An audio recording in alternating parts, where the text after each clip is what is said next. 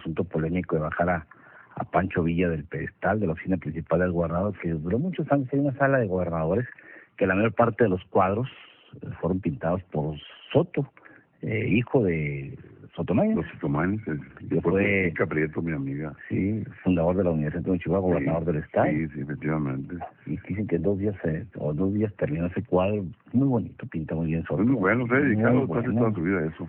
Buen hombre. Y bueno, tendrás otros gustos. Ahorita platicamos en el corte que se ha escrito mucho sobre Villa, quizá de los revolucionarios que más se ha escrito en el mundo, no solamente en Chihuahua, en México.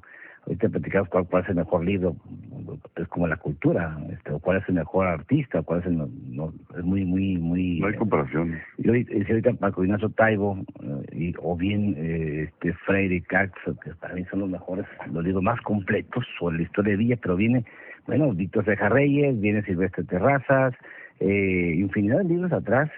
Y los que hacen los enemigos de él también hay que verlo para ver la imagen que tienen. También, un hombre muy inteligente, y se hace de estas terrazas que si hubiese sido un hombre culto, letrado, leído, preparado, quizás hubiese sido uno de los mejores estadistas del mundo, Un hombre intuitivo, sagaz, demasiado inteligente, muy astuto, pero quizá con esa dualidad del justiciero, pero también del vengativo y del corajudo y el bandolero, pero un hombre también justo para muchos. Yo que tenía esa... Oiga, sí se acordará, José, también hablando de vidas paralelas, de Fidel Castro, por ejemplo, siempre, hay Max Scheler tiene un libro sobre 5 maneras de ver la historia. Lo cito porque, por cosa curiosa, siendo estudiante para el grado de doctorado, Carlos Wojtyla, Carlos Wojtyla fue Juan Pablo II. En aquel entonces, cuando estábamos simultáneamente, él era profesor en Lobán y yo estaba acá estudiante, nos suscribíamos mucho con los profesores europeos. Y Carlos Wojtyla hizo su tesis doctoral sobre ese texto. Hice 5 visiones de la historia. Y entre una de ellas decía, es que todo el mundo habla, pues, de que cómo se mueve la historia. Hablaba ahí por el concepto de Dios, por el concepto de la historia, por el concepto de los grandes hombres, por la economía, por la cuestión histórica. Y entre los grandes hombres hablaba de uno, precisamente pues que son importantes, pero son simplemente lo que alguien llamaría la ocasión de cambio final de un proceso que se está dando. En el sentido, por ejemplo, de decir, grandes hombres con grandes luces y con grandes sombras. Mucho sobre este tema de la ocurrencia, a mí se me hace una ocurrencia, pero bueno, el que toma decisiones es el que el gobernante las toma y asume los riesgos y las consecuencias propias de estos actos. El hecho de haber quitado en la oficina del gobernador del estado el cuadro de Soto, ahorita hablaremos también de Soto, el pintor Soto, que en 3 días echó la foto de Abraham González y subir a Abraham González. Podemos empezar, es un hecho histórico, creo que lo es. Quizá que sea cada quien tenga su preferencia. Ahorita comentamos, Pancho, pues en cultura difícilmente te puedes contar no quién es mejor, si Abraham González o quién es mejor Pancho Villa, o en cultura quién es mejor Rafael o Miguel Ángel, o quién es mejor Diego Velázquez o el Greco. Yo creo que ese es de gusto. Si realmente Javier Corral le gusta más a Abraham González, bueno, pues es su decisión, es su gusto, ¿no? A mí se me pregunta ahorita quién es mejor pintor, si Greco o Diego Velázquez. Bueno, pues yo tengo mi gusto muy propio, ¿no? A mí me encantan las meninas, y muchos dicen, bueno, ¿y por qué te gustan las meninas? Bueno, pues porque tengo ese gusto, ¿no? Pues, ¿y qué? Pues es una expresión muy natural, a lo mejor es ¿Cuál es el mejor vino? Pues sí. El que más me gusta. Pues claro, ¿cuál es el mejor vino? Pues el que más te gusta, ¿no? A mí no me gusta el Petrus, bueno, porque son muy caros, porque no tengo el acceso a comprarlo, pero te puede comprar un vino porque se puso aquí en Chihuahua. Son las preferencias de un valor, ¿verdad? Igual aquí, fue la mejor decisión política. Miren, él la tomó, ha sido muy criticado, sí. Otros, qué bueno que alzaron a un pedestal a Abraham González, porque fue el que inició bien la revolución. Que fue gobernador. Oye, pero si hubiera sido conjuntivo, ¿cuál problema, Pancho, en Villa y Don Abraham? Pues juntos, ¿verdad? Más bonitos se ven juntos. En todo. ¿Te imaginas? Mayo de mandándose murales y los dos cabalgando juntos. Son las luces y las sombras de los seres humanos. ¿Y cuál fue el mejor pueblo que dio más revolucionario? Pues ahorita puedes hablar del Distrito Guerrero, puedes hablar de San Andrés, puedes hablar de Tabalopa, puedes hablar de Robinson, puedes hablar de Juárez, del Valle de Juárez, de más de aquí, Villa Juárez, excelente. Oye, mire, cuando hablamos Hace cuenta que me acuerdo de una de las clases. Los mejores rifleros, ¿de dónde eran? ¿Sabe qué? Ya había, y hay, en Casagrande, y en San Andrés. Y San Andrés. Pero ahora no, ahora ya hay puros dorados, pero por el sol. Por el sol. Fíjese que sí, había en Casagrande, todavía hay, que inclusive, se lo digo como broma, pero una vez me dijeron los amigos que conozco allá, no iba el nombre por no decir quién los tenían, pero cuando decían, no, dice, aquí puede empezar otra revolución, somos como 60 rifleros que a 500 metros de distancia le pegamos hasta una mosca. Y vi una excelente, aparte, un excelente tirador con pistola, que era su fortaleza, con pistola no tiene quien le igualara. Ni Felipe Ángeles menos, el Fierro, que era bueno para tirar. Él demostraba su capacidad con la pistola, pero aparte era un jinete envidiable. Por eso la película de Hollywood lo grabaron. Oiga, ¿y se acuerda cómo dormía? Pues nunca lo pescaron.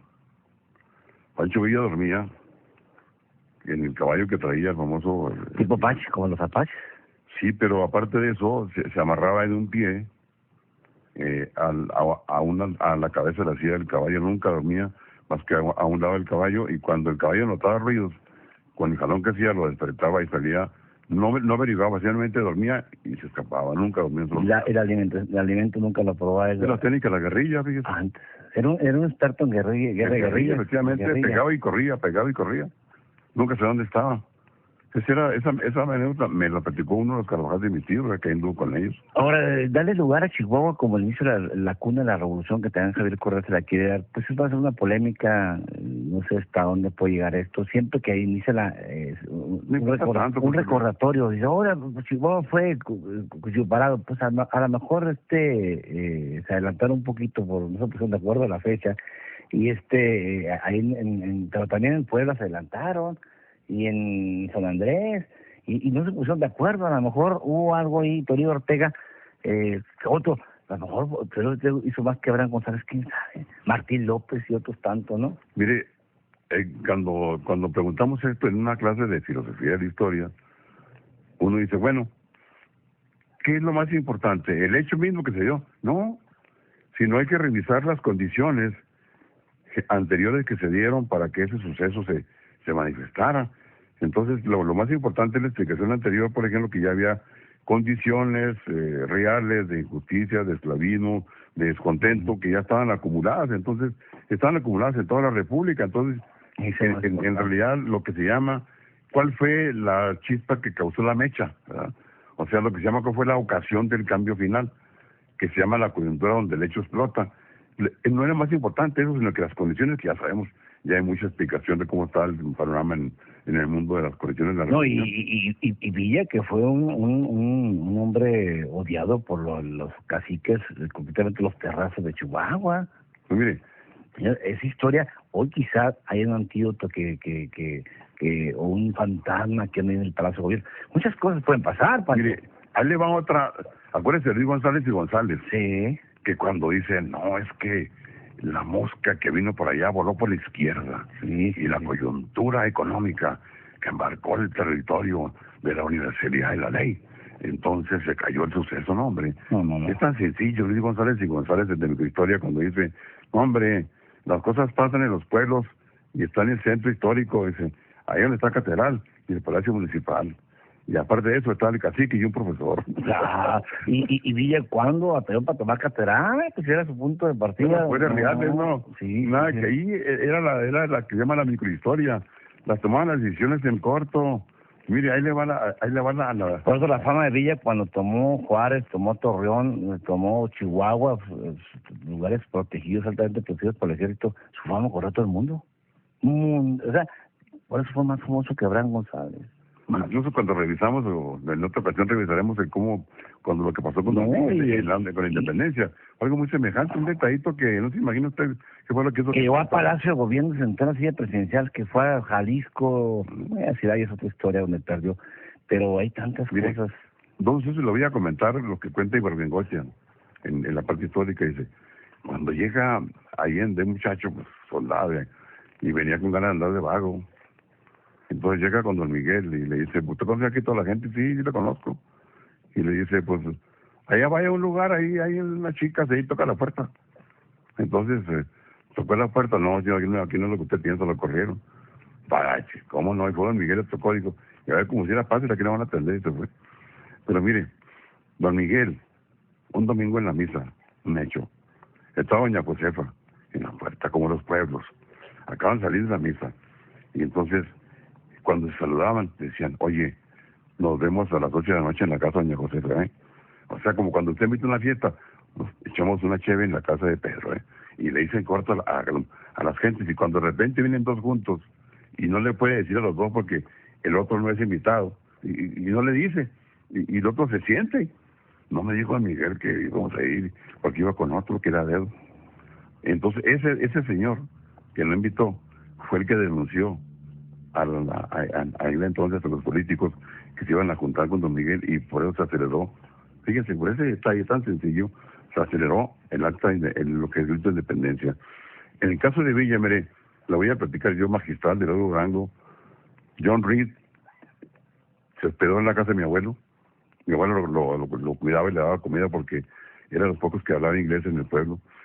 Y cuando él le contaba historias, que aquí hay 3 capítulos, Valle Alegre, donde menciona las fiestas de mi pueblo. México Insurgente. México Insurgente, Valle Alegre y Puerto Pinto, los 2 pueblos de Magistral de Durango, Santa María. Cuando no pudieron tomar Santa María, que había gente muy buena para disparar, y se fueron sobre el Magistral, que era la planta que daba luz a toda la zona. Mi abuelo era el encargado de la planta, la tronaron, hasta la fecha está a un lado ahí. Entonces mi abuelo conocí muy bien la villa porque era amigo de él. Y cuando comenta, tan amigo era, que pues era de los pocos que tenía armas en la casa para cazar. Y en aquel entonces, cuando, dígase quién, nada menos el famoso, el que organizó la primer grupito de gente que fuera a matar a Villa, ahorita se fue el apellido, era muy amigo de él, que ya estaba en el Canutillo, y que le había encargado que cuidara la casa. Y se había portado un poco mal y le había robado unas cosas. Y entonces en el camino a Rosario, rumbo a Canutillo, lo agarraba a balazos, no le dio, nada más lo corrió a la casa a balazos.